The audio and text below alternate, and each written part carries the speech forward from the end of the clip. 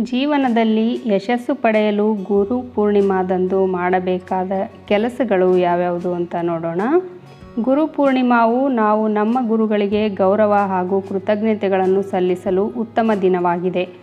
ಗುರು ಪೂರ್ಣಿಮಾ ದಿನದಂದು ನಾವು ಈ ಕೆಲಸಗಳನ್ನು ಮಾಡುವುದರಿಂದ ಯಶಸ್ಸು ನಮ್ಮನ್ನು ಹುಡುಕಿಕೊಂಡು ಬರುತ್ತದೆ. ಆಷಾಢ ಪೂರ್ಣಿಮಾ ದಿನದಂದು ವ್ಯಾಸ ಪೂರ್ಣಿಮಾ ಎಂದು ಕರೆಯಲ್ಪಡುವ ಗುರು ಪೂರ್ಣಿಮಾವನ್ನು ಆಚರಿಸಲಾಗುವುದು. ಈ ದಿನವು 4 ವೇದಗಳನ್ನು ರಚಿಸಿದ ಋಷಿ ವೇದವ್ಯಾಸರ ಜನ್ಮದಿನವಾಗಿದ್ದು, ಹೆಚ್ಚಿನ ಜನರು ಈ ದಿನ ಗುರುಗಳಿಗೆ ನಮನ ಸಲ್ಲಿಸುತ್ತಾರೆ. ಆಧ್ಯಾತ್ಮಿಕ ಸಂಪ್ರದಾಯಗಳಲ್ಲೂ ಈ ದಿನಕ್ಕೆ ಹೆಚ್ಚು ಮಹತ್ವವನ್ನು ನೀಡಲಾಗಿದೆ. ಗುರು ಪೂರ್ಣಿಮಾವು ನಮಗೆ ಜ್ಞಾನವನ್ನು ನೀಡಿದ ಗುರುಗಳು, ಆಧ್ಯಾತ್ಮಿಕ ಬೋಧಕರು ಮತ್ತು ಮಾರ್ಗದರ್ಶಕರಿಗೆ ಗೌರವವನ್ನು ನೀಡುವ ಸಮಯವಾಗಿದೆ. ಗುರುಗಳಿಗೆ ನಿಸ್ವಾರ್ಥ ಸೇವೆ ಮಾಡಿರಿ. ಗುರು ಪೂರ್ಣಿಮಾ ದಿನವು ನಾವು ನಮ್ಮ ಗುರುಗಳಿಗೆ ನಿಸ್ವಾರ್ಥ ಸೇವೆಯನ್ನು ಮಾಡಲು ಅವಕಾಶ ನೀಡುತ್ತದೆ. ನೀವು ಅವರನ್ನು ಎಷ್ಟು ಗೌರವಿಸುತ್ತೀರಿ, ಪ್ರೀತಿಸುತ್ತೀರಿ ಎಂಬುದನ್ನು ನೀವು ಅರ್ಥಪೂರ್ಣಗೊಳಿಸಲು ಈ ದಿನ ಸಹಕಾರಿ. ಸ್ವಯಂ ಸೇವಕ ಕೆಲಸದಲ್ಲಿ ಭಾಗವಹಿಸಿ. ಶೈಕ್ಷಣಿಕ ಕಾರ್ಯಕ್ರಮಗಳಿಗೆ ಹಣ ನೀಡಿ ಅಥವಾ ಆಧ್ಯಾತ್ಮಿಕ ಕಾರ್ಯಗಳನ್ನು ಮಾಡಿರಿ. ಸಮಾಜ ಸೇವೆಯಲ್ಲಿ ಭಾಗವಹಿಸುವುದು ಸಹಾನುಭೂತಿ, ನಮ್ರತೆ ಮತ್ತು ಇತರರೊಂದಿಗೆ ಪರಸ್ಪರ ಸಂಬಂಧವನ್ನು ಬೆಳೆಸುತ್ತದೆ. ಆಶೀರ್ವಾದವನ್ನು ಪಡೆದುಕೊಳ್ಳಿರಿ. ಗುರು ಪೂರ್ಣಿಮೆಯಂದು ಪ್ರತಿಯೊಬ್ಬರು ತಮ್ಮ ಗುರುಗಳಿಂದ ಆಶೀರ್ವಾದ ಮತ್ತು ದೈವಿಕ ಆಶೀರ್ವಾದವನ್ನು ಪಡೆಯಬೇಕು. ಜ್ಞಾನ ಮತ್ತು ಬುದ್ಧಿವಂತಿಕೆಯನ್ನು ಪಡೆಯಲು ಆಧ್ಯಾತ್ಮಿಕ ಗುರುಗಳು ತಮ್ಮ ಪರಿಣತಿಯನ್ನು ಹಂಚಿಕೊಳ್ಳುವ ಸತ್ಸಂಗ ಅಥವಾ ಸಭೆಗಳಲ್ಲಿ ಪಾಲ್ಗೊಳ್ಳಿರಿ.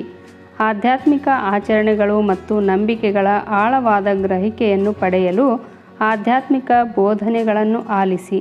ಪ್ರಶ್ನೆಗಳನ್ನು ಕೇಳಿ ಮತ್ತು ಸಂಭಾಷಣೆಗಳಲ್ಲಿ ಭಾಗವಹಿಸಿರಿ. ನಿಮ್ಮ ಮಾರ್ಗದರ್ಶಕರ ಸಹಾಯದಿಂದ ಒಂದಿಷ್ಟು ಜ್ಞಾನವನ್ನು ಪಡೆದುಕೊಳ್ಳಿರಿ. ಆಧ್ಯಾತ್ಮಿಕ ಪ್ರಯತ್ನಗಳಲ್ಲಿ ನಿಮ್ಮನ್ನು ತೊಡಗಿಸಿಕೊಳ್ಳಿರಿ. ಗುರು ಪೂರ್ಣಿಮೆಯಂದು ಪ್ರಸಿದ್ಧ ಬೋಧಕರ ನೇತೃತ್ವದ ಆಧ್ಯಾತ್ಮಿಕ ತತ್ವಗಳಿಗೆ ಅಥವಾ ಕೋರ್ಸ್ಗಳಿಗೆ ಹಾಜರಾಗಲು ಯೋಚಿಸಿ. ಆಧ್ಯಾತ್ಮಿಕ ಚಟುವಟಿಕೆಗಳು, ಧ್ಯಾನ ಮತ್ತು ಆತ್ಮಾವಲೋಕನಕ್ಕಾಗಿ ರೂಪಾಂತರಗೊಳ್ಳುವ ಜಾಗವನ್ನು ಒದಗಿಸುತ್ತವೆ. ಅವರು ಸಮಾನ ಮನಸ್ಸಿನ ಜನರನ್ನು ಭೇಟಿ ಮಾಡಲು, ಆಧ್ಯಾತ್ಮಿಕ ಬೋಧನೆಗಳಲ್ಲಿ ಸಂಪೂರ್ಣವಾಗಿ ಮುಳುಗಲು ಮತ್ತು ಆಂತರಿಕ ಶಾಂತಿ ಮತ್ತು ವೈಯಕ್ತಿಕ ಅಭಿವೃದ್ಧಿಯನ್ನು ಕಂಡುಕೊಳ್ಳಲು ಅವಕಾಶವನ್ನು ಒದಗಿಸುತ್ತಾರೆ. ಕೃತಜ್ಞತೆಯನ್ನು ವ್ಯಕ್ತಪಡಿಸಿರಿ. ನಿಮ್ಮ ಆಧ್ಯಾತ್ಮಿಕ ಮತ್ತು ವೈಯಕ್ತಿಕ ಬೆಳವಣಿಗೆಗೆ ಹೆಚ್ಚಿನ ಕೊಡುಗೆ ನೀಡಿದ ಗುರುಗಳಿಗೆ ಈ ನಿರ್ದಿಷ್ಟ ದಿನದಂದು ನಿಮ್ಮ ಹೃತ್ಪೂರ್ವಕ ಕೃತಜ್ಞತೆಯನ್ನು ಸಲ್ಲಿಸಲು ಈ ಅವಕಾಶವನ್ನು ಪಡೆದುಕೊಳ್ಳಿರಿ. ಅವರಿಗೆ ಅರ್ಥಪೂರ್ಣ ಸಂದೇಶವನ್ನು ಕಳುಹಿಸಿ.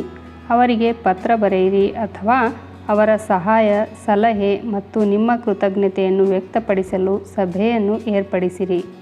ಗುರು ಶಿಷ್ಯ ಸಂಬಂಧವನ್ನು ಗೌರವಿಸಿರಿ. ನಿಮ್ಮ ಜೀವನದಲ್ಲಿ ಗುರು ಶಿಷ್ಯರ ಸಂಪರ್ಕವು ವಹಿಸುವ ಪಾತ್ರದ ಬಗ್ಗೆ ಎಚ್ಚರಿಕೆಯಿಂದ ಯೋಚಿಸಿ. ಪಡೆದ ಜ್ಞಾನ, ಸಂಭವಿಸಿದ ಬದಲಾವಣೆಗಳು ಮತ್ತು ನೀಡಿದ ಸಲಹೆಯ ಬಗ್ಗೆ ಉತ್ತಮವಾಗಿ ಯೋಚಿಸಿ. ನಿಮ್ಮ ಗುರುಗಳೊಂದಿಗಿನ ಸಂಬಂಧವು ನಿಮ್ಮ ಆಧ್ಯಾತ್ಮಿಕ ಮತ್ತು ವೈಯಕ್ತಿಕ ಬೆಳವಣಿಗೆಯ ಮೇಲೆ ಪ್ರಭಾವ ಬೀರುವುದು.